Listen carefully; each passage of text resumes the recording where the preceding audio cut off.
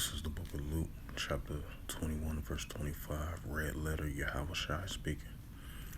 And there shall be signs in the sun, and the moon, and in the stars, and upon the earth the distress of nations, the seas, and Salakia. I'm going to read that again. Luke 21:25, red letter Yahweh speaking through the Holy Scriptures.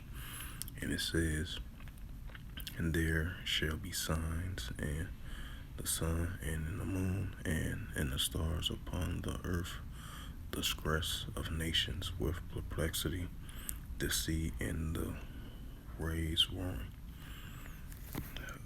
This is the book of Second Ezra of the Apocrypha of the Holy Scriptures, and it reads Second Ezra 15, verse 16.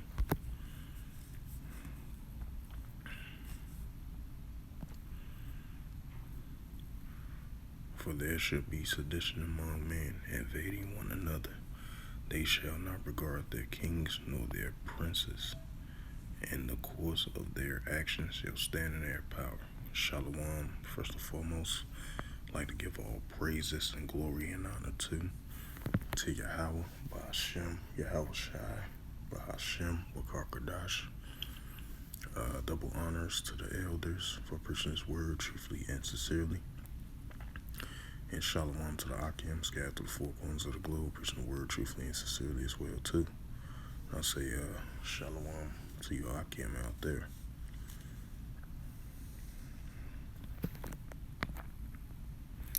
And this is a recent news article that came from ArabNews.com.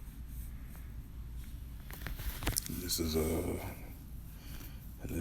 over here in the Philippines, and it reads, Governor and 5 others shot dead in the latest attack of Philippine politicians. It says a provincial governor in the central Philippines and 5 other people were shot dead by an unknown gunman on Saturday, his widow said in the latest attack against local officials. And it says local police said 6 suspects carrying rifles and dressed in uniforms similar to those worn by armed services entering the governor's home in Pamplia, if I pronounce that right, town, and open fire. And it says Ro de Amora, governor of the Negro-oriented Providence, and 5 others were killed in a shooting, and his widow said Governor D. Amil did not deserve that kind of death. He was serving his constituents on a Saturday. Jens Domingo, who is also the mayor of Pampeluna, said in a video post on Facebook. President Ferdinand Marcos condemned what he described as an assassination on his political ally and warned the predators to surrender now. It will be your best option. My governor will not rest until we have brought the perpetrators of this disastrous and heinous crime to justice, Marcos added. The condition of the 4 other people who were shot in the incident was not disclosed. The politician was disturbing aid to constituents when he was shot, Providence police spokesperson Kim Lopez told the AFP. Police said they were searching for 10 suspects, including the 6 gunmen who fled the scene in 2 SUVs and a pickup truck before abandoning the vehicles into a nearby city. The Amgo 56 is the latest target in the Philippines' long history of attacks on politicians, and at least the 3rd to be shot since last year. local elections. The Supreme Court last month, Warren declared him to be a rightful winner of the contest of the Negroes-oriented governmentship. Following a recount, was unseated his local rival, who had previously been proclaimed the victor.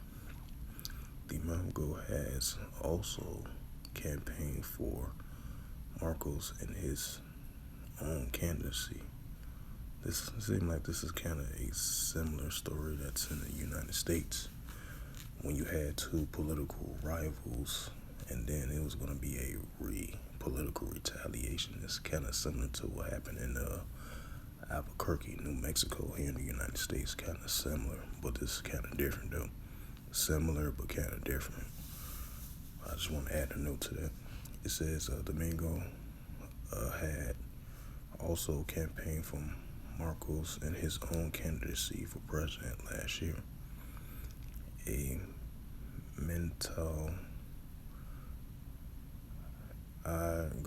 governor, if I didn't pronounce the names right, governor of the southern province of Leño del Sur, was shot and wounded in February in a attack that killed his driver and 3 police escorts. That same month, the vice mayor of the northern town of Apir, Ramida Al-Da, and 5 others who were traveling with him were shot dead in a highway ambush. In the deadliest political motivated ambush recorded, the leaders of a powerful southern clan and 24 followers were sentenced to life in prison for a 2009 on a supporters of a gubernatorial election rival in Mangalanyo Providence. The attack left 58 people dead, including the political's wife and relatives, along with 32 others and media workers who were covering the race.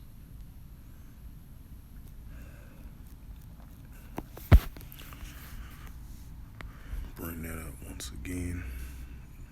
This is the book of Luke, chapter 21, verse 25, in the Holy Scriptures, and it reads, Yahushua speaking in red letter, and there shall be signs in the sun and in the moon, and in the stars, and upon the earth distress of nations, where perplexities, and disease, and rage roaring right, the distress and perplexity, the distress of nations around the world. That's why we see increasing uncertain between the nations, and definitely increasing of wars and the people in the world, and that sedition among men in spirit, and along with they should not regard their kings nor their princes. You know, that goes into the political thing. You know, they've been having this previously over there in the Philippines when political rivals, and then sometimes it turns not too good for them. Of the recent violence of the political rivals against one another, especially with the latest one was 5 people were shot dead,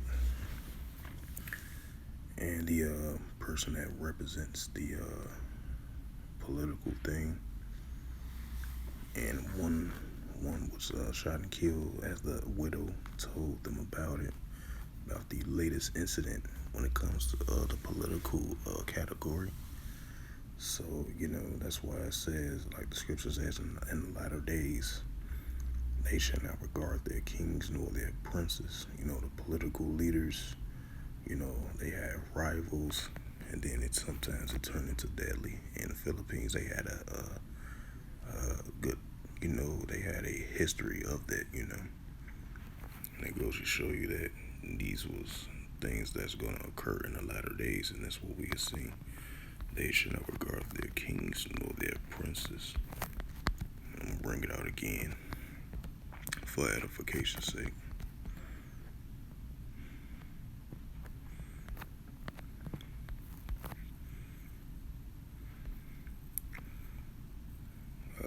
This is Second Ezra chapter 15, verse 16, and it reads through the holy scriptures of the Apocrypha, and it reads, "For there shall be sedition among men, invading one another.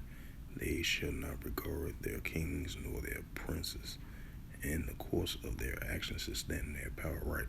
When it comes to the political thing, you have leaders that's in leadership, and then next thing you know, it might be it'll be might be might be something that's political, and then one of the people that's political in a political party might get taken out due to the violence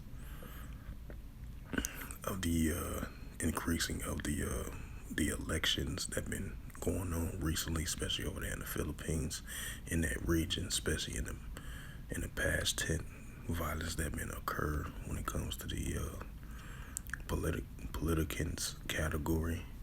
So that's what scripture says. They shall not regard their kings nor their princes.